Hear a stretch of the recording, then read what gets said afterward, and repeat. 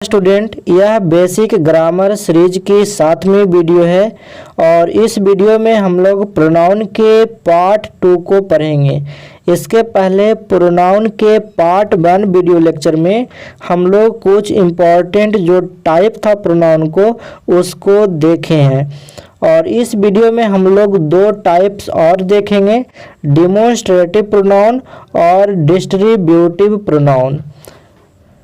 तो सबसे पहले तो आपको पता होना चाहिए कि डिमॉन्स्ट्रेटिव प्रोनाउन किसको कहते हैं।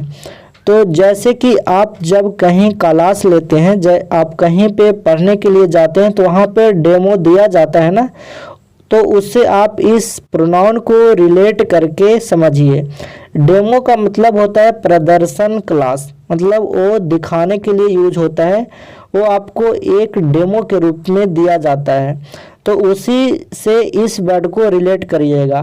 डिमॉन्स्ट्रेटिव का मतलब है कि ऐसा कोई भी प्रोनाउन जो किसी पर्सन्स या थिंग्स की ओर इशारा करता हो, पर्सन या थिंग्स को पॉइंट आउट करता हो। यहाँ पे देखिए आपका डेफिनेशन लिखा हुआ है, such pronoun which are used for pointing out things, मतलब ऐसा प्रोनाउन जिसका प्रयोग वस्तुओं को पॉइंट आउट करने के लिए किया जाता हो। यहाँ पे याद रखिएगा ये जो पॉइंट आउट है एक फ्रेजल वर्ब है, तो इसे याद रखिएगा। पॉइंट आउट का मतलब होता है टू इंडिकेट समबडी और समथिंग, मतलब समबडी और समथिंग को इशारा करना। तो ऐसा प्रोनाउन जिसका प्रयोग किसी वस्तु या व्यक्तियों को इशारा करने के लिए किया जाता हो, उसको पॉइंट आउट करने के लिए किया जाता हो, उसे डिमॉन्स्ट्रेटिव प्रोनाउन कहते हैं। इसके 4 ही एग्जाम्पल हैं, मतलब 4 ही ऐसे प्रोनाउन हैं जो कि डिमॉन्स्ट्रेटिव प्रोनाउन कहलाते हैं। दिस, दैट और दीज, दोज, ये 4 प्रोनाउन डिमॉन्स्ट्रेटिव प्रोनाउन होते हैं। अब एक बात आपको बता दूं, चैनल को सब्सक्राइब कर लेना और वीडियो को लाइक कर देना, ठीक है। अब यहाँ पे देखते हैं लॉन्ग एग्जाम्पल में, दिस इज माई डेस्क। तो यहाँ पे जो दिस है ये एक डिमॉन्स्ट्रेटिव प्रोनाउन के रूप में प्रयोग हुआ है। जैसे कि आपने बोला दिस इज माई डेस्क, यह मेरा डेस्क है, तो आपने उस डेस्क की ओर इशारा करते हुए आपने कहा दिस इज माई डेस्क। तो दिस का प्रयोग हम इशारा करने के लिए, पॉइंट आउट करने के लिए करते हैं। तो यहाँ पे डेस्क को पॉइंट आउट किया जा रहा है, ठीक है। दूसरा एग्जाम्पल देखिए, दूसरा एग्जाम्पल है दिस इज द मिंग्स हाउस। अभी जो ये मिंग्स का जो हाउस है उसकी ओर पॉइंट आउट करते हुए जो सब्जेक्ट है वो बता रहा है कि दिस इज द मिंग्स हाउस। तो दिस का प्रयोग यहाँ पे भी पॉइंट आउट करने के लिए किया गया है। ठीक इसी तरीके से अगला एग्जाम्पल है that is my friends house. अब यहाँ पे जो डैट का प्रयोग हुआ है ये friends house, my friends house, मेरे दोस्त का घर। तो इस दोस्त की घर की ओर पॉइंट आउट करके बताया जा रहा है, ठीक है। अगला एग्जाम्पल है डैट्स माई मदर्स कार। इसको हम पढ़ेंगे that is my mother's car, है ना। तो यहाँ पे जो मेरी माँ का जो कार है उसकी ओर इशारा करते हुए बताया जा रहा है। तो यहाँ पे कौन सा प्रोनाउन यूज हुआ है? डैट प्रोनाउन का प्रयोग हुआ है। अगला एग्जाम्पल है दीज आर माई पेट्स। अब यहाँ पे पेट्स बोलते हैं जो ऐसे जानवर जिसे आप पालते हैं उसको हम पेट्स बोलते हैं। तो यहाँ पे पेट्स की ओर इशारा करके यहाँ पे दीज प्रोनाउन से बताया जा रहा है, ठीक है। उसी तरीके से अगला एग्जाम्पल है these are ships but those are gods. यहाँ पे देखिए, यहाँ पे शिप की ओर इशारा किया जा रहा है और बताया जा रहा है कि दीज आर शिप्स, यहाँ पे दीज प्रोनाउन से, और इसके आगे के भाग में बताया जा रहा है दोज आर गॉड्स। तो यहाँ पे गॉड्स की ओर इशारा करके दोज प्रोनाउन से बताया जा रहा है। तो आपको क्लियर हो गया होगा कि डिमॉन्स्ट्रेटिव प्रोनाउन का प्रयोग किसी पर्सन या फिर किसी थिंग्स को पॉइंट आउट करने के लिए, उसकी ओर इशारा करने के लिए किया जाता है। क्लियर। अब यहाँ पे देखेंगे दिस, दीज, दैट और दोज के कुछ अंडरलाइनिंग जो कंसेप्ट है उसको समझेंगे। देखिए ये जो दिस है ना, ये सिंगुलर होता है, मतलब दिस का प्रयोग आप सिंगुलर नाउन के लिए करोगे। और जो यहाँ पे दीज है, ये दिस का प्लूरल होता है। मैं जो बात बोल रहा हूँ उसको ज़रा ध्यान से सुनिए। ये जो दिस है, तो दिस का प्लूरल होता है दीज, और दिस का मतलब क्या होता है, यह। मतलब किसी आप सिंगुलर नाउन को पॉइंट आउट करोगे ना, जैसे दिस इज माई हाउस, तो वहाँ पे एक हाउस की बात हो रही है, तब आप सिंगुलर प्रोनाउन का यहाँ पे यूज करोगे। और जब दिस का प्लूरल क्या होता है, दीज, तो वहाँ पे बहुत सारे हाउस होंगे, तब हम कहेंगे दीज आर माई हाउसेस, है ना। तो आप एक बात याद रखना, ये दिस सिंगुलर है और इसका प्लूरल फॉर्म दीज होता है। ठीक इसी प्रकार से आपको याद रखना है डैट सिंगुलर होता है और डैट का प्लूरल फॉर्म दोज होता है। कहने का मतलब है कि डैट का प्रयोग आप सिंगुलर नाउन को पॉइंट आउट करने के लिए करोगे और दोज का प्रयोग प्लूरल नाउन को पॉइंट आउट करने के लिए किया जाएगा।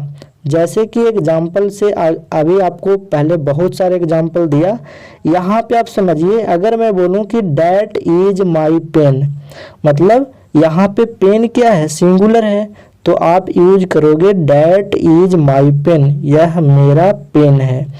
और अगर बहुत सारे आपके पास पेन होंगे तो आप कहेंगे दोज आर माई पेन्स, है ना। तो दोज का प्रयोग प्लूरल नाउन को इंडिकेट करने के लिए करते हैं। और एक बात याद रखना, ये डैट का प्लूरल दोज होता है, ये डैट का ही प्लूरल है, और यहाँ पे दिस का प्लूरल दीज। तो ये पहला पॉइंट याद रखना है। अब दूसरी बात, जो दिस है ना, दिस और दीज, ये नज़दीक की वस्तुओं को बताने के लिए किया जाता है। मतलब आप दिस और दीज का प्रयोग करोगे तो आप नज़दीक में कोई आपके नज़दीक ऑब्जेक्ट्स है उसको इंडिकेट करने के लिए करोगे। और डैट और दोज का प्रयोग आप दूर की वस्तुओं के लिए, जो आपके दूर है, उसको पॉइंट आउट करने के लिए करोगे। जैसे कि यहाँ पे एग्जाम्पल से मैं आपको फिर से थोड़ी सा समझा देता हूँ। देखिए यहाँ पे पहला दिस इज माई डेस्क, तो जो डेस्क है ना, ये नज़दीक में है, तो नज़दीक में बताने के लिए हमने दिस का प्रयोग किया। और दूसरी बात, यहाँ पे डेस्क सिंगुलर है, तो हमने प्रोनाउन सिंगुलर प्रयोग किया है, यानी दिस का प्रयोग किया है। अब दिस का प्लूरल होता है दीज, तो यहाँ पे देखिए मैंने लिखा है दीज आर माई पेट्स, तो यहाँ पे जो पेट्स हैं, जो पालतू जानवर हैं, वो नज़दीक में हैं, तभी तो दीज का प्रयोग किया गया। आप याद रखिएगा, दिस और दीज का प्रयोग नज़दीक की वस्तुओं के लिए, और यहाँ पे पेट्स प्लूरल हैं, इसीलिए दीज का प्रयोग किया गया है। तो आपको दो बातें याद रखना है। पहली बातें कि दिस का प्लूरल दीज है, और दूसरी बातें दिस और दीज दोनों नज़दीक की वस्तुओं को बताने के लिए होता है। ठीक उसी प्रकार आपको याद रखना है, यहाँ पे देखिए लिखा हुआ दोज और हॉर्सेस, तो जो दोज होता है ना, वो डैट का प्लूरल होता है, और ये दूर की वस्तुओं को बताने के लिए करते हैं। तो दोज और हॉर्सेस का मतलब है कि जो ये हॉर्स है ना, इतने सारे, ये दूर में हैं, मतलब वो फार हैं, फार थिंग्स को बताने के लिए दोज का प्रयोग करते हैं। और दूसरी बात, हमने दोज का प्रयोग क्यों किया, क्योंकि यहाँ पे हॉर्सेस प्लूरल में थे। अगर ये सिंगुलर होते तो हम डैट का प्रयोग करते। तो क्लियर हो गया होगा। अब अगला प्रोनाउन की ओर चलते हैं। इसमें इतना ही था, डिस्ट्रीब्यूटिव प्रोनाउन। तो जो डिस्ट्रीब्यूटिव प्रोनाउन है उसको हम कैसे समझेंगे, उसको समझने के लिए आप एक बात ध्यान से सुनिएगा। ऐसा कोई भी प्रोनाउन जिसका प्रयोग इंडिविजुअल मतलब एक पर्सनल के लिए होता है, जो कि रेफर करता है एक पर्सन को एक टाइम में। कहने का मेरा मतलब हुआ, आप इसे देसी भाषा में ऐसे समझ सकते हैं कि डिस्ट्रीब्यूटिव प्रोनाउन ऐसे प्रोनाउन होते हैं जिसका प्रयोग डिस्ट्रीब्यूट नाउन या जो पर्सन या थिंग्स होते हैं उसको डिस्ट्रीब्यूट करने में करते हैं। और अगर इसको फॉर्मल भाषा में समझेंगे तो आप ऐसे समझिए, such pronoun which is used for individual, मतलब जो इंडिविजुअली प्रयोग होगा, जो कि एक को बताएगा, and object referring to them as one at a time, मतलब एक बार में एक पर्सन या एक थिंग्स को बताएगा। यहाँ पे आप इसे याद रख लीजिए, each, other, neither, every, none, ये सारे डिस्ट्रीब्यूटिव प्रोनाउन हैं। क्लियर। अब इसको एग्जाम्पल में देखते हैं। Either of the two sisters is staying here। अब यहाँ पे एक बात याद रखिएगा, आप इसे अपनी कॉपी में नोट भी कर सकते हैं। जो भी डिस्ट्रीब्यूटिव प्रोनाउन होगा ना, each, other, neither, every, none, ये सारे के सारे आगे सिंगुलर वर्ब ही लेंगे। जैसे देखिए यहाँ पे इज लिया है, यहाँ पे भी इज लिया है और यहाँ पे गेट्स लिया है, तो ये हमेशा सिंगुलर वर्ब ही लेगा। क्लियर, पहली बात याद हुआ। अब यहाँ पे देखिए दूसरा एग्जांपल है, neither of his arms is defective. अब कह रहा है कि उसका जो आर्म्स है ना, उसमें कोई भी ऐसा बाजू नहीं है जो कि डिफेक्टिव है ना। और अगला एग्जांपल है, each of the boys gets a prize, मतलब हर कोई इन लड़कों में से प्रत्येक ने प्राइज जीता है। तो आपने क्या देखा, इंडिविजुअली हो रहा है ना, हर के लिए, प्रत्येक के लिए। यहाँ पे भी उसी तरीके से और यहाँ पे भी उसी तरीके से यूज किया गया है। क्लियर। अब मैं आपको एक एक करके प्रयोग को बताता हूँ। Use of either.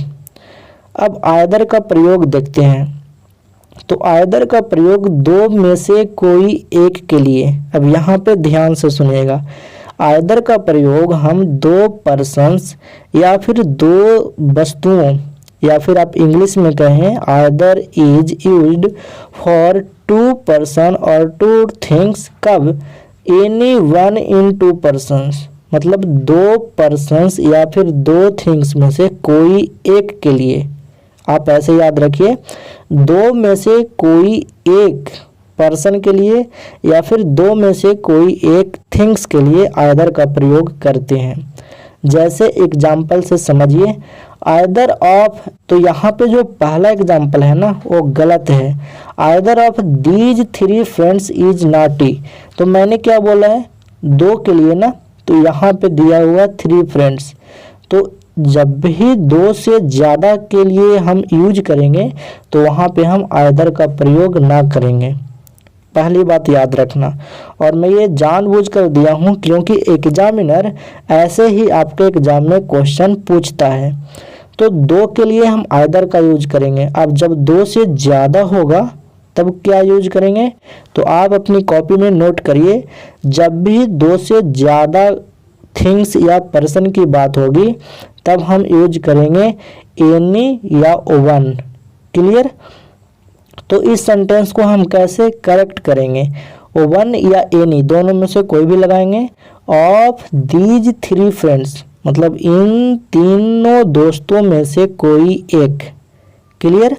इसका हिंदी होगा, इज इन तीनों दोस्तों में से कोई एक नाटी है, मतलब नटखट है। तो आप यहाँ पे फिर से मैं समराइज कर रहा हूँ, ध्यान से सुनिए। आइदर का प्रयोग दो में से एक के लिए और वन या एनी का प्रयोग दो से ज़्यादा में से एक के लिए। वो 3, 4, 5 कितना भी ज़्यादा हो सकता है। तो अगर हमको आइदर के साथ लिखना होगा तो हम ऐसे लिखेंगे, either of these two pens. तो आइदर का जब भी आप प्रयोग करेंगे तो यहाँ पे टू पेन्स बताना ही होगा, मतलब दो के लिए ही करेंगे आइदर का प्रयोग। तो either of these two pens is red, और मैं आपको तो बताया हूँ कि आगे हमेशा सिंगुलर वर्ब ही आएगा। क्लियर। तो आपने यहाँ पे देखा कि आइदर का प्रयोग दो में से एक के लिए और दो से ज़्यादा में से एक के लिए वन या एनी का प्रयोग करते हैं। ठीक है, तो आप ये दो प्रयोग आप अपनी कॉपी में नोट करिए। चलिए अब आगे चलते हैं। Use of neither. अब जिस तरीके से आइदर का प्रयोग होता है उसी तरीके से नाइदर का प्रयोग करते हैं, दो में से कोई भी नहीं। अब यहाँ पे ध्यान से सुनिएगा, जब भी कोई दो पर्सन होगा या फिर दो थिंग्स होगा तो जब हम नाइदर का प्रयोग करेंगे तो उसका अर्थ होगा दोनों में से कोई भी नहीं, है ना। जैसे एग्जाम्पल से समझिए, neither of these to girls, मतलब इन दोनों लड़कियों में से कोई लड़की नहीं एक्टिव है, मतलब फुर्तीला है। अब यहाँ पे ध्यान से समझने की कोशिश आपकी होनी चाहिए। दो में से कोई एक नहीं कहने का मतलब ये है कि ये निगेटिव में यूज होगा, और दो पर्सन होगा ना तो उनमें से कोई एक को नहीं बताने के लिए होगा। तो अगर दो से ज़्यादा होगा तो अगर आपने नाइदर यूज कर दिया दो से ज़्यादा के लिए तो ये गलत हो जाएगा। जैसे यहाँ पे देखिए दूसरा सेंटेंस लिखा हुआ है, नाइदर ऑफ हिज 4 सन्स, मतलब उसके 4 पुत्रों में से, 4 बेटों में से कोई नहीं लुक्ड आफ्टर हिम, उनकी देखभाल करता है। तो आपने यहाँ पे 4 सन्स जैसे ही लिखा तो यहाँ पे नाइदर का प्रयोग नहीं होगा। क्लियर। तो अब यहाँ पे सवाल उठता है कि दो के लिए तो हम नाइदर लगाएंगे, लेकिन अगर दो से ज़्यादा होगा और उनमें से कोई एक नहीं का प्रयोग करना होगा तो क्या करेंगे। तो जिस तरीके से आपने आइदर, एनी और वन का प्रयोग सीखा उसी तरीके से याद करिए, जब दो से ज़्यादा होगा ना और उनमें से कोई भी नहीं का बताना होगा तो आप नन का प्रयोग करेंगे, NONE, है ना।